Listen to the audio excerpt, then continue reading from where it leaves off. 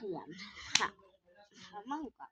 No, primero comenzamos con el color una camisa, que son esos dulces. Después en otro lado está la granita. Como ya vieron mi cheso, es unos dos grandes. No sé, entonces voy a decirlo con ojalá las manos. Ustedes ven, súper que se les puede acabar. Eso, ¿sabes qué es? No sé tanto. No sé cómo para derecho, ¿no conoces?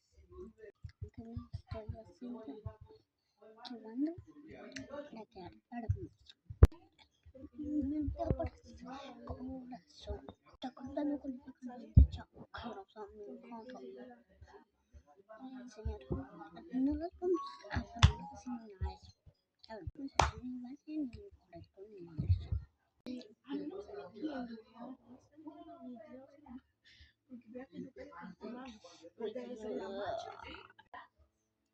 Ay, chico, ya.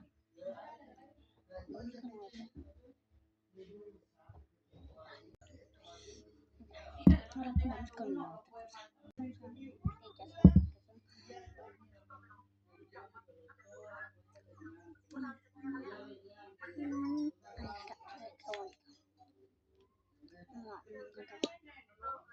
No, me encanta. Entonces voy a hacer rápido.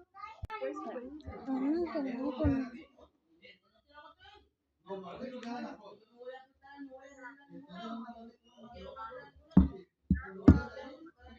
ya me voy a poner labial.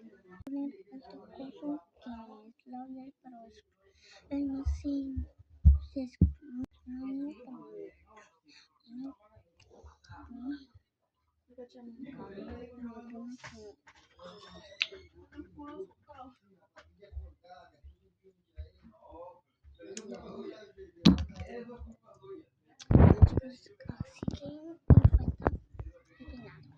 Ok, estoy comenzando peinándome porque nada más yo pienso que me voy a hacer una cosa así.